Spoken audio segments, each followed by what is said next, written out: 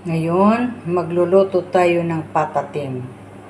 Bago natin ang timpla ng patatim, hugasan muna natin ito ng mabuti yung pata.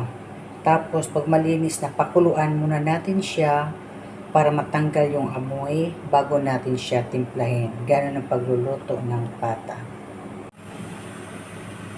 Ayan, kumukulo ng ating pata. Nakuluan na. Nakita nyo na ano na, wala ng kulay fresh. So, ang gagawin natin ay papatayin natin ang gasol.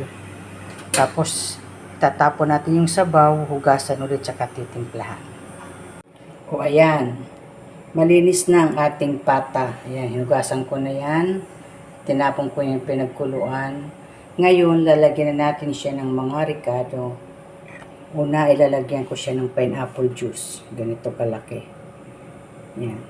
Ayan. Pineapple juice.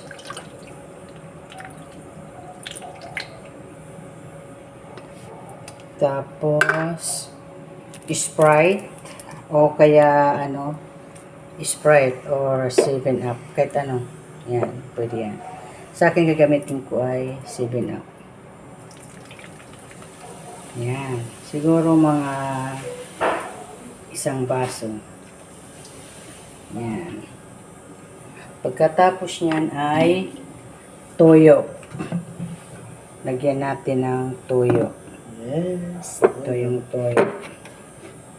Yan. Kunti lang, huwag masyadong marami. Tapos, lagyan natin ng pamintang buo. Yan, pamintang buo. Tapos, asukal. Ang ilalagay kong asukal sa ganyang kalaking pata, 1.5 kilo yan ay 4 na kutsaritang asukal. 4 yan. Tansyado ko na yan. Ganyan ang lasa niya. 2, 3, 4. Tapos, tubig. Yan.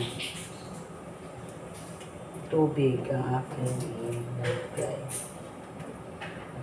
Lalagyan ko siya ng tubig. Isang ganitong karaming tubig. Yan. Yan, eksakto na yan. Ayan, oh. Tama lang yan. Tapos, pakukuluan ko to ng mga 2 oras. Pag nagluluto ko ng patatim, para malambot na malambot, ay 2 oras ko yan pinakukuluan. Yan. Pakukuluan natin. Pag kumulo na, ayan, malakas mo ng apoy, no? Pag kumulo na, ihinaan na natin ng apoy. Ayan, tatakipan na natin yan para pagkakulo. Tapos pag kulong-kulo na, tsaka lang natin ihinaan ng apoy at palalamputin natin siya ng mga 2 oras. Eksakto yan, 2 oras talaga. Ito yung takip, oh. Ayan. Tatakipan natin. Yan. O, ayan. Kumukulo na. Ang gagawin natin dito ay ihinaan natin ng apoy. Tapos, para lumambot yung pata. Para maluto yung pata, hinaan natin ng apoy.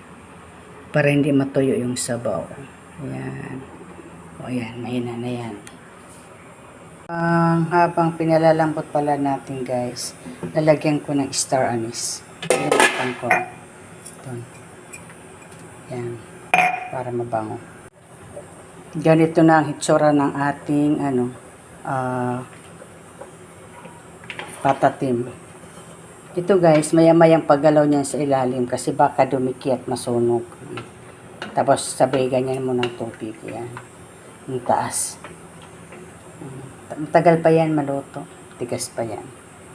Tikipan ulit natin.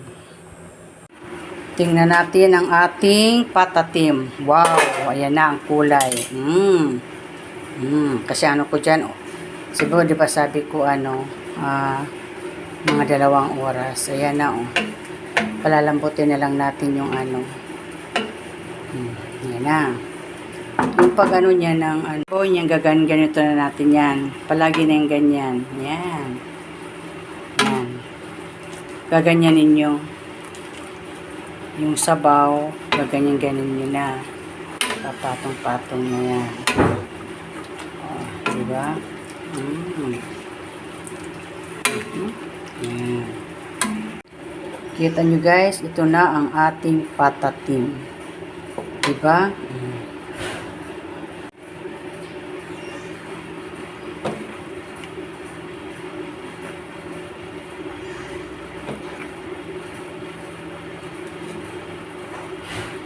Ako, napakasarap nito guys. Subukan yung iluto to. Sundan nyo lang yung step by step ko na paggawa.